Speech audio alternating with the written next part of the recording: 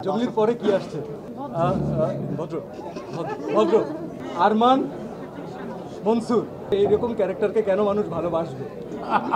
ও তো ভালোবাসার মতো ক্যারেক্টার না। আল্লাহ যখন চাবে তখন চলে আসবে। আরমান মনসুরের পূর্ণাঙ্গ পরে কোনো কাজ আসে তাহলে তাণ্ডব হচ্ছে সেটার একটা ট্রেইলার অথবা একটা টিজার।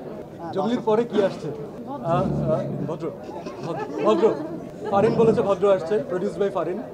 তো তারপরেই আমরা জঙ্গলি থেকে আমরা দর্শকের এত অসাধারণ ভালোবাসা পেয়েছি এবং সেই ভালোবাসাটা আমার মনে হয় যে হলে আমরা পেয়েছি, দেশের বাইরে পেয়েছি, ফ্যান্টাস্টিক একটা রান দিয়েছে।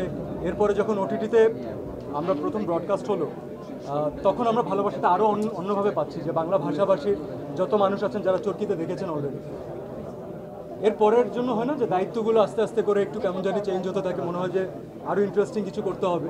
সো এর কয়েকদিন আগে হলে আমি খুব স্ট্যাটিক অ্যান্সার দিতে পারতাম না, তবে এখন কনফিডেন্টলি বলতে পারি যে সামনে যে পাইপলাইন যেটা আছে, যে লাইন আপটা আছে, ইন্টারেস্টিং কিছু হবে।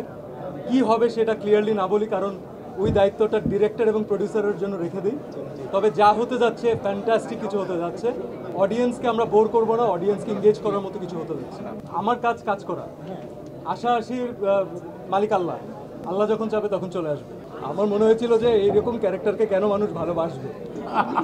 ও তো ভালোবাসার মতো ক্যারেক্টার না। তবে the character was different, the character had a different swag.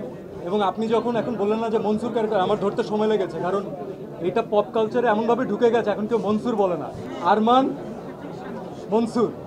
So এইভাবে যেহেতু বলে আমি এইভাবে ইউজ টু হয়ে গিয়েছি। বাট যেই দর্শকের যে ফিডব্যাক পেয়েছি আমরা আরমান মনসুরের জন্য, দ্যাট ওয়াজ ফ্যান্টাস্টিক। এবং আরমান মনসুর শুধুমাত্র ঝলক দেখাতে আসেনি, যেটা ডিরেক্টরের কাছ থেকে আমরা ফার্স্টেই এই নলেজটা জানতে পেরেছিলাম। কারণ যদি আরমান মনসুরের পূর্ণাঙ্গ পরে কোনো কাজ আসে তাহলে তাণ্ডব হচ্ছে সেটার একটা ট্রেইলার অথবা একটা টিজার। তো এরপরে মনসুর কি করে এটা নিয়ে আমি বেশি ইন্টারেস্টেড। আমারটা নিয়ে আমি না বলি, আমার মনে হয় যে মিথাইলের, আমার মনে হয় যে মাসুদের আলাদা আলাদা অডিয়েন্স আছে, তাদেরকে অডিয়েন্স পছন্দ করেছেন অলরেডি।